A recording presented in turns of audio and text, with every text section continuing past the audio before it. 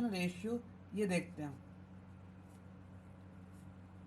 पहले इसका डिफिनेशन लिख के समझते हैं बात तो क्या होगा। Direction ratio, let L M N direction cosine, direction cosine of a line of a line of a line A of a line and vector A, vector B and vector C such that इसका मतलब क्या होगा? देखो, जो A B और C इस तरह से होना चाहिए ताकि L बाई A का रेशियो डायरेक्शन कोसाइन और ये तुम्हारा A है उन दोनों को डिवाइड करने के बाद, उसी तरह से M और B को डिवाइड करने के बाद, और N और C को डायरेक्शन N और C को डिवाइड करने के बाद ये तीनों क्या है, आपस में इक्वल होना चाहिए।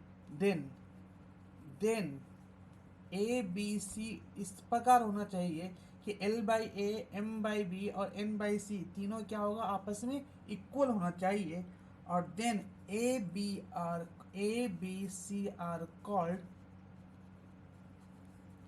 डायरेक्शन रेशियो, ये कहलाएगा डायरेक्शन रेशियो। मतलब ये कि डायरेक्शन कोसाइन में A से डिवाइड किया, डायरेक्शन कोसाइन M में B से डिवाइड किया, डायरेक्शन कोसाइन N में C से डिवाइड किया। ये तीनों को डिवाइड करने के बाद ये तीनों अगर इक्वल आ जाता है तब हम कहेंगे कि A, B और C एक क्या है, डायरेक्शन रेशियो है। तो अभी क्या देखा हम लोग कि L बाई ए बराबर M बाई बी बराबर N बाई सी। इसको हम कांस्टेंट मान लेते हैं, कोई के रहा होगा, ये एक कांस्टेंट है। कांस्टेंट कुछ भी हो सकता है, मुझे नहीं पता। यहाँ से हम निकाल सकते हैं L इज इक्वल टू ए के, M इज इक्वल टू निकाल सकते हैं बी के, नहीं बी यहाँ मल्टीप्लाई हुआ के से साथ, इसे बी के। उसी तरीके से हम N इज इक्वल टू लिख सकते क्या, सी के। जैसा हम लोग डायरेक्शन कोसाइन में पढ़ा था कि जैसा हमने पढ़ा क्या था कि वी नो दैट हम लोग ऐसा जानते हैं कि L square plus M square plus N square is equal to 1। इसका मतलब क्या है, L की जगह पे हम A के लिख सकते हैं तो A स्क्वायर के स्क्वायर, M की जगह पे क्या लिख सकते हैं, B स्क्वायर के स्क्वायर, और N की जगह पे लिख सकते हैं C स्क्वायर के स्क्वायर। इन तीनों को पुट करने के बाद इसका सम क्या होना चाहिए, 1 होना चाहिए। इसका मतलब के स्क्वायर तीनों में है, इसलिए के स्क्वायर बाहर कॉमन निकाल सकते हैं। तो A square plus B square plus C square is equal to 1। इसका मतलब K square is equal to 1 by A square B square और सी स्क्वायर। यहाँ से ए बी सी निकल जाएगा। अब आगे देखते हैं के इज इक्वल टू क्या होगा, 1 by square root of A square B square and C square. ये K is equal to A square 1 by square root of A square B square and C square. जैसा हम लोग अभी देखा क्या है, हम लोग यहाँ पे देखा क्या है, ये देखा है कि L इज इक्वल टू ए के मतलब क्या हुआ, L को L यहाँ रख दिया, A की जगह पे A और K की जगह पुट करेंगे 1 by square root of A square B square and C square, A square B square C square. ध्यान रखना यहाँ पे जो है L जो है डायरेक्शन कोसाइन है, ए है बी है और सी है, ये डायरेक्शन रेशियो है, ठीक है। इसी तरह से M निकाल सकते हैं b by square root of A square B square and C square. Similarly यहाँ पे C भी फाइंड आउट कर सकते हैं। सी मतलब L M एंड N की बात करें तो N भी क्या होगा, square root of A square B square and C square. ये तुम्हारा क्या है, डायरेक्शन रेशियो और डायरेक्शन कोसाइन में रिलेशन निकल गया, ठीक है। मतलब ये जो याद करने वाला जो फॉर्मूला है, तो आपको क्या याद करना है, ये याद करना है, आपको क्या याद करना है, ये जो फॉर्मूला दिख रहा है L M और N, मतलब ये इस फॉर्मूला में आपको याद करने वाला क्या है, याद क्या करना है, L is equal to A upon square root of A square B square and C square. Similarly M is equal to लिख सकते क्या, M इज इक्वल टू लिख सकते हैं B by square root A square B square and C square. ठीक है, इसी तरह से हम लोग लिख सकते हैं सी।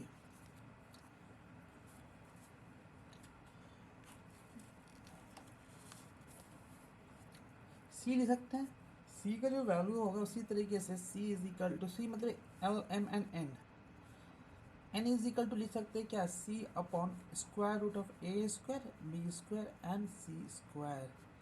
ठीक है, एक और इम्पॉर्टेंट कंसेप्ट यहाँ पे देखते हैं, काफ़ी L I cap plus M J cap और एन के कैप होगा, और यूनिट वेक्टर ऑफ आर है ना, sorry unit vector of R, L को क्या लिख सकते हैं, एल यहाँ पे इससे पहले देखा गया, एल को लिख क्या सकते हैं ए के, देखिए एल को लिख सकते हैं ए के, एम को बी के और एन को सी के। हम यहाँ पे एल का जो वैल्यू है यहाँ पे डाल देते हैं ए के बी के एंड सी के, मतलब एल का जो वैल्यू है ए के आई कैप, एम का जो वैल्यू है बी के जे कैप और एन का जो वैल्यू है वो सी के कैप।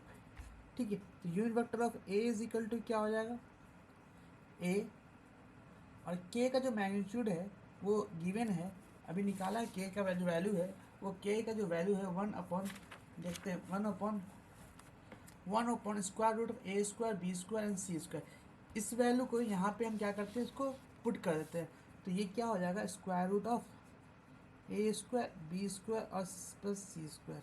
सिमिलरली बी के साथ भी होगा square root of A square B square और B square plus C square J cap, C के साथ भी यही होगा। ठीक है, के साथ भी यही होगा तुम्हारा, ए स्क्वायर बी स्क्वायर और सी स्क्वायर। अब क्या आर वेक्टर को लिख सकते हैं, क्या लिख सकते हैं आर वेक्टर को, क्या लिख सकते हैं, vector R magnitude of R is equal to A upon, इसको पूरा मैग्नीट्यूड ऑफ आर लिख सकते हैं I cap plus B magnitude of R लिख सकते हैं जे कैप और सी मैग्नीट्यूड ऑफ आर। ये magnitude of R cancel out हो जाएगा, तो बचेगा vector R is equal to A I cap plus B J cap और सी के कैप। मतलब वेक्टर जो आर है वो अगर गिवन है आई जे के फॉर्म में, इसका मतलब ये होगा, अगर वेक्टर आर जो है वो आई जे और के फॉर्म में गिवन है, इसका मतलब का आई का जो कॉफिशिएंट, जे का जो कॉफिशिएंट और जो सी का जो के का जो कॉफिशिएंट होगा सी, ये तीनों क्या है, डायरेक्शन रेशियो है, where A B C are direction ratio, और all three are direction ratio. अब बात करते हैं अगर यूनिट वेक्टर गिवन होगा, तो L I plus M J plus N K. अगर यूनिट वेक्टर गिवन है तो समझेंगे क्या कि एल एम और एन, आई का जो कॉफिशिएंट होगा where L is equal to L और एम और एन, ये क्या होगा, डायरेक्शन कोसाइन। ये काफ़ी इंपॉर्टेंट पॉइंट्स है, ये दो रेशियो निकालने के लिए डायरेक्ट क्वेश्चन नहीं देगा, एक वेक्टर दे देगा, जिसको आपको जानना होगा कि अगर वेक्टर गिवन है तो आई का कॉफिशिएंट, जे का कॉफिशिएंट और के का कॉफिशिएंट जो होगा वही जो है डायरेक्शन रेशियो होगा। अगर यूनिट वेक्टर गिवन होगा तो आपको निकालना पड़ेगा डायरेक्शन कोसाइन। मतलब अगर यूनिट वेक्टर दिया है तो आई का जो कॉफिशिएंट, जे का जो कॉफिशिएंट और के का जो कॉफिशिएंट होगा वो तीनों का तीनों क्या कहलाएगा, डायरेक्शन कोसाइन कहलाएगा। ये तुम्हारा डायरेक्शन रेशियो और डायरेक्शन कोसाइन हो गया। अब बात करेंगे angle between two lines. Angle